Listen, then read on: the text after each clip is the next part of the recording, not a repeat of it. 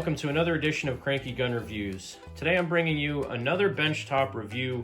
This time it is the Ruger EC9s 9mm pistol. Now the Ruger EC9s comes in a couple of different models right now. The one that I'm showing you here has the Hogue beaver tail grip sleeve on it from the factory. So this one is a little bit more expensive than the standard EC9s that just doesn't have that grip sleeve on it. The Ruger EC9s spun out of the Ruger LC9s line, which is a striker-fired pistol. Originally, the LC9s came from the Ruger LC9, which was an internal hammer-fired trigger. I believe it was double action only. From what everybody tells me about those things, the triggers on them were horrible. So Ruger redesigned the LC9, came out with the LC9s. The S stands for striker-fired, and those had much better triggers on them. They're a very nice compact carry pistol because they have rounded edges on the front of the slide, and it's a very minimalistic pistol. If you were to look at the EC9s next to something else to compare the size, with the flush magazine that holds 7 rounds of 9mm, if you took that and stuck it next to a standard Smith & Wesson M&P Shield 9mm with a 7-round flush magazine, they're almost identical in size. So if you just think about that side by side, it's about the same size as a Shield 9mm. What the EC9s has going for it that's a little bit better than the Shield for concealability is just the rounded features. So the front of the slide is much more rounded than what you have on the Shield, but the same capacity, similar function. Obviously the triggers on them are going to be different one from the other because they're from different manufacturers. But let's go ahead and take a look at this. Now, as I stated, the Ruger EC9s has a nice slim profile on the front of it. So the front of the slide here tapers down quite a bit at the front. And what's the main difference between the Ruger LC9s and the EC9s, there's really only a couple of things. One, on the EC9s, you have fixed sights that are milled into the slide. So these fixed sights, basically the same as what you would see on a Ruger LCP2. They are just milled into the slide. They're non-adjustable sights. On mine, I did put some fluorescent orange nail polish, which has been holding up pretty well, and that made a world of difference in acquiring the target. So when you first get this, it just has black sights. Now the ironic thing is, I had a Ruger LC9s a few years ago. It was before I started doing videos for my channel, so I never took a video of it. It has adjustable sights on the rear, and I think you can drift out the front sight. For some reason, it might have been my lack of experience in firearms at the time, but when I shot the LC9s, I was always hitting low. So from the first time I picked it up and shot it until the day I sold it, I always shot low with that particular gun. Don't really know why. I think it might have just been my inexperience in shooting. So the LC9s I had when I first got it, it was a used firearm. I got it for a really good deal. I think I paid $225 for it, and this is going back about 6 years. First time I took it out to the range, loaded it up with ammo, racked the slide, fired it, and the second round, the trigger was dead. So I realized that the magazine had dropped out a little bit, just like that. So basically the magazine had popped out enough that it disconnected the trigger. These do have a magazine disconnect. So when it disconnected the trigger on the second round, I'm like, oh, huh. And then I looked at it, realized that the magazine had to be clicked in, and this has been safety checked. There's no round in it. But I realized that the magazine popped out.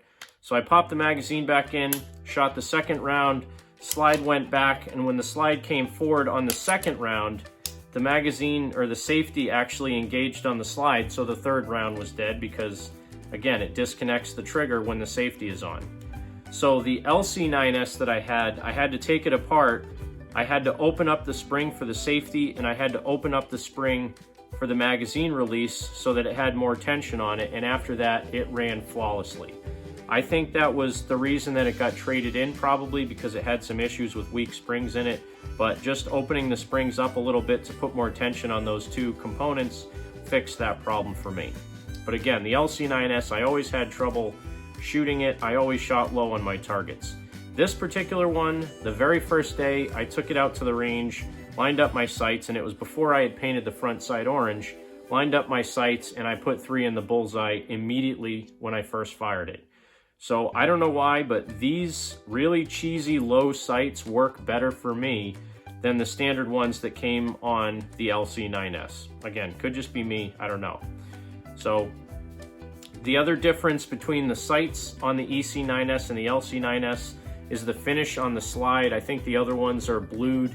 This is some kind of a tough, I don't know, some kind of a finish that they put on here that's different than what you'd have on the standard LC9s. And again, I'll probably look it up and write in the description what the difference is, but this has a different finish on it. It's almost more like a Cerakote finish, where the other one has a blued slide.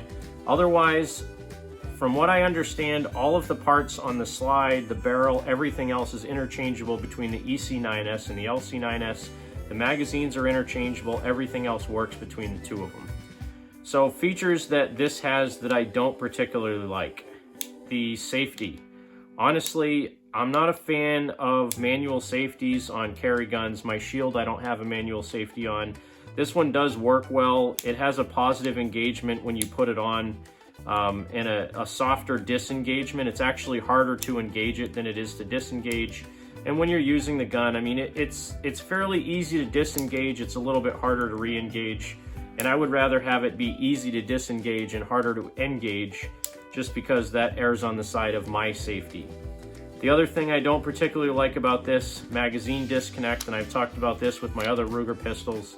So when you take the magazine out, it locks the trigger. So the gun itself, basic firearm, when you get it, it comes with one 7-round magazine, and it comes with either a flush fitting base plate or a thumb base plate like this one here. So MSRP on this, I think, is $359, and I think that's what I paid for this particular one. And not a bad price for what you get. Right now, the market is basically everything selling at or above MSRP, which is crazy. So I felt pretty fortunate to get this at MSRP. I have seen them go used for as low as like $250 or $299. But again, that was a few months ago before the big scare. So right now, $359 and up, you could expect to pay for this. If you get the Ruger LC9s, they go for about $50 to $100 more. And really the only thing you get different between the two is adjustable sights. Otherwise, function is the same. LC9s Pro you can get without the thumb safety, but an EC9s always has a thumb safety on it. If they ever made an EC9s Pro without the thumb safety, that would be pretty cool. I don't know if they will. So you only get one magazine with it from the factory. What I've done, they make a 9-round extended magazine for this. So when you put it in the gun, obviously it's going to stick out about another inch and a quarter out the bottom of the gun. But now you have 9 rounds and you have a much better purchase on the firearm. All 3 of your fingers are going to be on that magazine. Not the greatest for concealed carry because it does take away from that sleekness of the gun.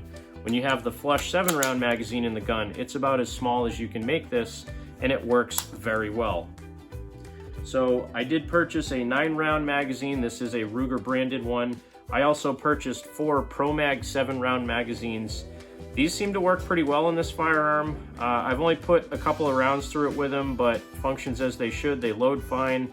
The magazine stop, or the mag hold open, works perfectly fine on these.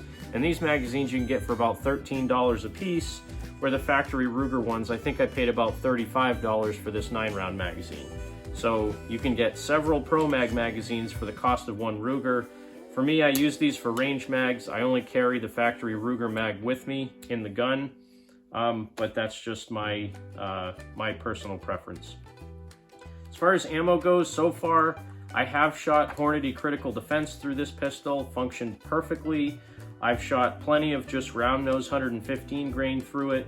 I've also shot some Remington UMC hollow points, so that's 115 grain jacketed hollow point.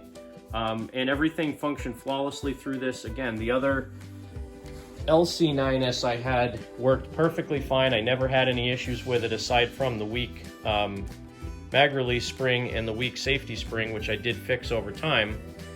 So if this is a concealed carry gun that you're thinking about getting, I would highly recommend it. It's in the middle of the price range for concealed carry, I would say. I mean, you can get some cheaper ones. You can get some Tauruses, you can get some Kel-Tecs and some other brands like that you can get really cheap, or even a High Point if you wanted to go that low.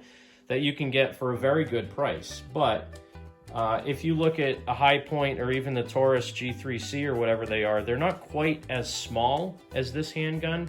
So this one, again, in the same exact size as a Shield 9mm when you're using the 7-round magazine, works perfectly fine. Again, short of the magazine disconnect, which a lot of people do like. I don't happen to like magazine disconnects, but short of the magazine disconnect, you're getting a quality firearm.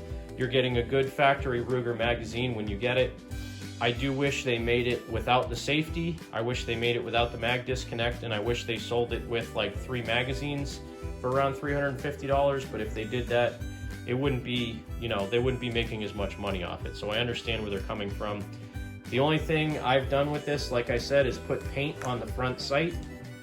And the holster that I use for it, this is an MDJ holster off of eBay. These are my primary go-to holsters that I use. They're a hybrid design, so the back of it's made out of nice thick leather. The front of it has a Kydex holster for the gun, and then I opted to get the one with plastic clips so they don't destroy all my furniture, my chairs in my house. Gun fits very snugly inside the holster, and I wear this thing all the time. It's very comfortable. I don't even realize it's on there. Never had an issue with the gun coming out of these, and I've never really had an issue with the leather sagging over time. I mean, it will form to your body. When you first get these, they're going to be a little bit tight to get the gun in and out, but after you wear it for a week or two, it'll actually shape to the shape of the gun and to the shape of your body. So it slips on and off your belt really easily, holds the gun plenty firmly, and it's the most comfortable holster I've found. I use these on just about every concealed carry gun I have. I have 4 or 5 of them, one for each model handgun that I typically concealed carry. So I have one for my Shield, I have one for my Smith & Wesson Bodyguard, I have one for my P238, and they work really well. They're about 40 bucks or less when you buy them from the specific place on eBay. They work fine. So that's my typical concealed carry, daily carry that I have. Lately it's been the EC9s, a flashlight, that particular holster, either critical duty, critical defense ammo, or that Remington UMC hollow point. They both work flawlessly, and I'll usually carry the 7-round magazine in the gun and the 9-round magazine in a holster on my side. So that's just a little benchtop review of the Ruger EC9s. I highly recommend it. If you think about getting one of these, I highly recommend getting one.